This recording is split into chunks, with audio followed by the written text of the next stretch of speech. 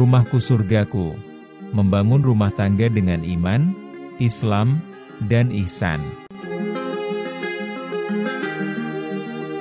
Di dunia ini, kita terlalu sering sibuk bertanya, bagaimana aku ingin dilihat oleh manusia?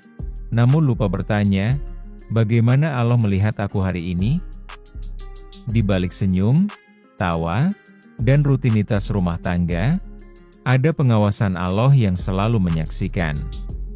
Setiap kata yang kita ucapkan, setiap sikap yang kita pilih, dan setiap detik yang kita jalani, dalam terang maupun dalam kelam. Maka jika rumah adalah tempat kembali, jadikanlah rumah kita sebagai tempat kembali kepadanya.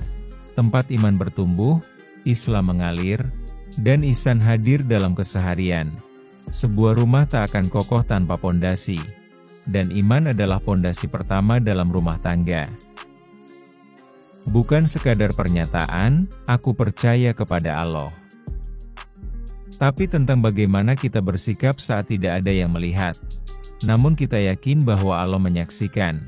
Saat suami memilih setia dalam sepi, saat istri menjaga kehormatan walau tak ada yang menuntut, saat keduanya berpegangan di tengah badai, karena mereka percaya bahwa setiap ujian adalah bukti cinta Allah. Namun iman bukan sekadar keyakinan di hati. Ia harus tumbuh.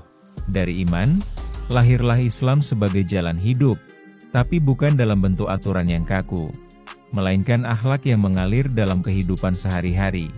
Islam adalah ketika suami membantu pekerjaan rumah tanpa diminta, ketika istri menyajikan makanan dengan hati yang ridho, ketika pasangan saling mengingatkan sholat, bukan dengan perintah, tapi dengan kasih sayang. Islam dalam rumah tangga bukanlah tekanan peran, tapi pembagian cinta dan tanggung jawab. Bukan kompetisi siapa yang paling benar, tapi kolaborasi siapa yang paling sabar. Namun untuk menghidupkan Islam dalam interaksi, dibutuhkan kesadaran yang lebih tinggi.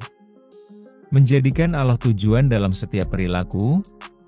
Ihsan adalah saat kita berbuat sebaik mungkin, seakan-akan melihat Allah, dan jika tidak bisa, sadar bahwa Allah sedang melihat kita.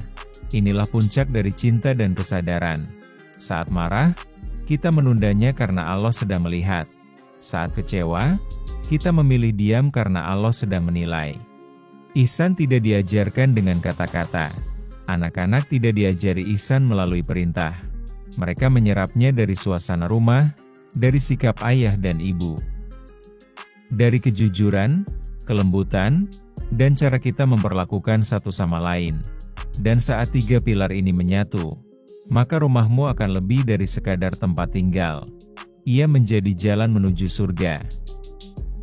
Bukan karena sempurna, tapi karena di dalamnya tumbuh cinta yang ditopang iman, aturan yang mengalir sebagai kasih dalam Islam, dan keikhlasan yang terpancar melalui ihsan. Sebab iman, Islam, dan ihsan bukan hanya penafsiran orang-orang alim. Bukan hanya wacana dalam forum atau hafalan dalam catatan. Tapi ia adalah bagaimana kita memilih bersikap dalam satu detik kehidupan. Sambil menyadari, Allah sedang memperhatikan kita. Bukan hanya saat kita sholat, tapi saat kita memandang. Pasangan dengan lelah yang tertahan. Saat kita menahan lidah dari kata-kata yang menyakiti. Saat kita tetap bersyukur di tengah keterbatasan. Di sanalah letak ruhnya, dan disitulah rumah menjadi tempat bertumbuhnya takwa. Bukan karena perintah, tapi karena cinta. Mari kita berdoa bersama. Allahumma sholli ala Sayyidina Muhammad, Nabi yang rumah tangganya penuh keberkahan, meski sederhana, tapi kaya cinta dan cahaya. Ya Allah, wahai Engkau yang selalu melihat ke dalam rumah kami hari ini, dan menemukan ada kekurangan, kelelahan, dan luka yang tersembunyi, maka sembuhkanlah dengan rahmat-Mu. Ampuni kami, dan selalu bimbing kami. Ya Rob, berikan kepada kami hati yang saling memaafkan, lisan yang saling menenangkan, dan cinta yang saling menguatkan. Jadikan rumah kami taman dari taman surga, tempat iman bertumbuh, Islam dijalani, dan ihsan dipraktikkan, hingga anak-anak kami tumbuh melihat surga, bukan dari buku, tapi dari kehidupan orang tuanya. Dan ketika Engkau memanggil kami kembali, izinkan kami kembali dalam keadaan Engkau ridho. Karena kami berupaya mencintai dan membangun rumah kami dalam pandangan-Mu. Amin. Ya Robbal Alamin.